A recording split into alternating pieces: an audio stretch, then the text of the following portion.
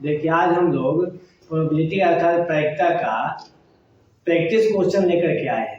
पिछले वीडियो में हम लोग प्रोबेबिलिटी से संबंधित जो भी इम्पोर्टेंट फैक्ट था, जो भी फार्मूला बन सकता है, चाहे जो भी हमारे कंसेप्ट हैं, सभी कंसेप्ट को हम लोग डिस्कस कर चुके हैं।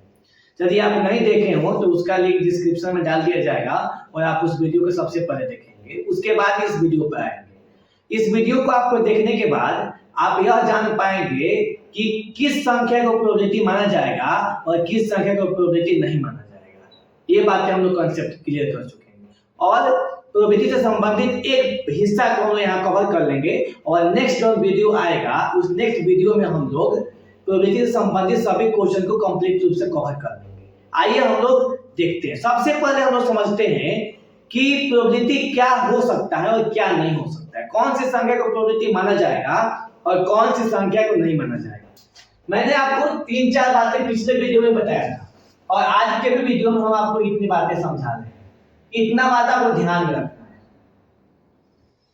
प्रायिकता का मान हमारा कभी भी निगेटिव नहीं हो सकता है। प्रायिकता का मान हम निगेटिव नहीं ले सकते। जब भी आपको माइनस सवाल में दिखेगा तो उसको हम प्रायिकता से हटा देंगे क्योंकि वो प्रोबेबिलिटी का मान नहीं हो सकता। और प्रायिकता का मान कभी भी 1 से बड़ा नहीं हो सकता है, ये पॉसिबल नहीं है, 1 से बड़ा नहीं हो सकता।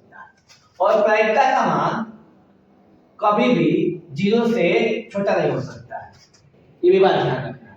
प्रायिकता का मान 0 से लेकर 100% के बीच में होगा, 100% से ज्यादा हम नहीं ले सकते। 100% से हम लोग ज्यादा प्रायिकता का मान नहीं लेंगे और हम लोग पॉइंट में 0 पॉइंट समथिंग कुछ भी हो जाएगा, लेकिन वह 1 से ज्यादा नहीं। इतना बात ध्यान रखना है। और यदि बात्या में दिया रहेगा तो अंश वाला कभी भी ज्यादा नहीं होगा। अंश वाले 7/6 में नहीं होगा, अंश कम होना चाहिए, हर ज्यादा होना चाहिए। इसके इस कॉन्सेप्ट के आधार पे हम लोग अपने सभी प्रायिकता को निकाल लेंगे। पहला बात है कि माइनस वाला देखेंगे तो हटा देंगे तुरंत, 1 से बड़ा देखेंगे हटा देंगे, 0 से छोटा मतलब माइनस में होगा उसको भी हटा देंगे। यदि भिन्न में दिया है तो अंश ज्यादा है हर कम है तो उसको हटा देंगे।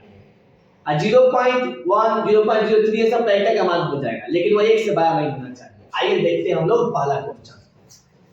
निम्नलिखित में कौन किसी घटना की प्रायिकता नहीं हो सकती? देखिए हमें अंश का मान कम है, हर का मान ज्यादा है, प्रायिकता का मान हो सकता है।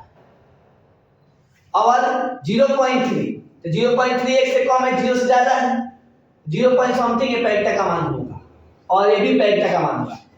0 से लेकर 100% के बीच यदि परसेंट है तो भी प्रायिकता का मान होगा। लेकिन यहाँ पर देखिए अंश ज्यादा है हर कम है, इसलिए इस प्रायिकता का मान नहीं होगा। इसलिए वास्तविक आंसर हमारा यही है, ये वाला हमारा आंसर, क्योंकि प्रायिकता का मान नहीं हो सकता है और ये सब प्रायिकता का मान पूछे।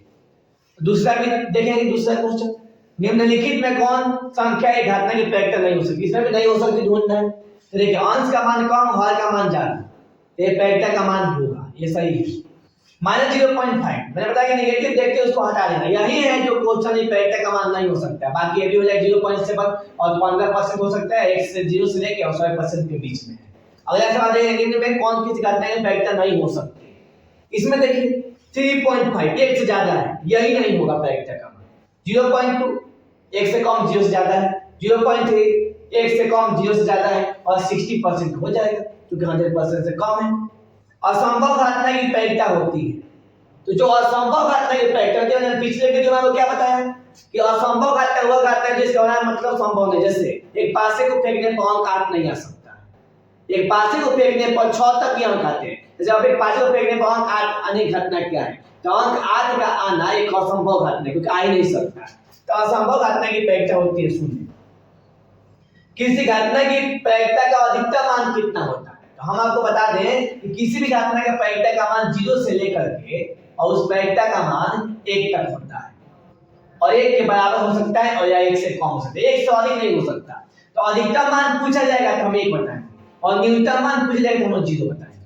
तो किसी घटना की प्रायिकता का अधिकतम मान क्या होता है? तो किसी घटना की प्रायिकता का अधिकतम मान होता है 1। फिर आगे बढ़ते हैं, निश्चित घटना की प्रायिकता होती है। निश्चित घटना की प्रायिकता क्या हो सकती है?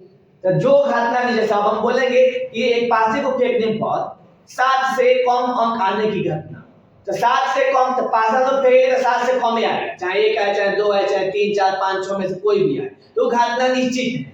तो यहाँ पे जितने हमारे सैंपल स्पेस में एलिमेंट होते हैं सभी सैंपल स्पेस के एलिमेंट हमारे इवेंट बन जाते हैं।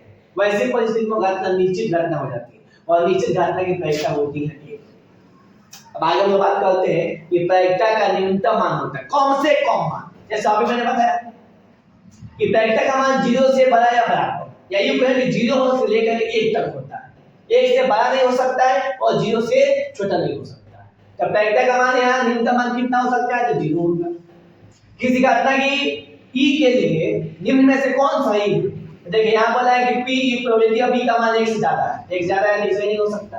प्रायिकता का मान ज्यादा नहीं हो सकता है। प्रायिकता का मान 0 से कम यहाँ दिखाया गया, ये भी नहीं हो सकता।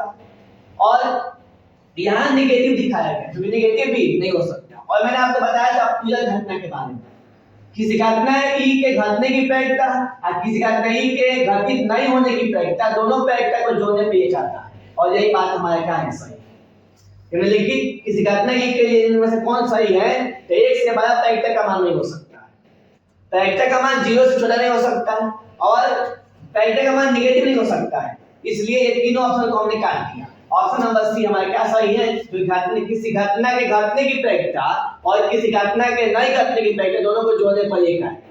आगे निम्न में कौन किसी घटना की प्रायिकता नहीं हो सकती? तो 0.5 हो जाएगा। 1.5 1 से ज्यादा है इसलिए नहीं हो सकता। 0.08 हो जाएगा, 0 से बड़ा है 1 से कम है। 3 में तो 4 हो जाएगा, अंश का वैल्यू कम, y का वैल्यू ज्यादा, तो x का मान 1 से कम है, ये भी हो सकता है। तो 1.5 जो 1 से ज्यादा है यह किसी घटना की प्रायिकता नहीं हो सकती।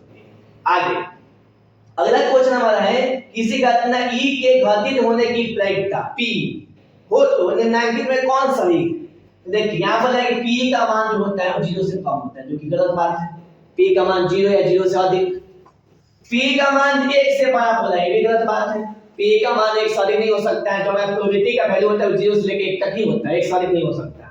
यहाँ पर -1 और 1 के बीच में, -1 के बीच बराबर भी लगाया है तो -1 को नेगेटिव तो हो ही नहीं सकते, इसमें हटा देना है। और प्रायिकता का मान कहां से आता होता है? 0 से लेकर के 1 तक होता है।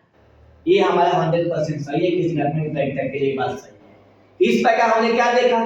10 क्वेश्चन के माध्यम से हम लोग इतना बात सीख गए कि हम लोग ये बता सकते हैं कि किसी घटना की प्रायिकता कौन सी संख्या हो सकती है और कौन सी संख्या नहीं हो सकती। साथ ही साथ हम लोग भी सीख लिए कि निश्चित घटना की प्रायिकता क्या होगी, संभव घटना क्या होगी, असंभव घटना की क्या होगी। अब प्रायिकता का नेक्स्ट वीडियो के साथ ऑब्जेक्टिव सेशन हम लोग फिर मिलेंगे।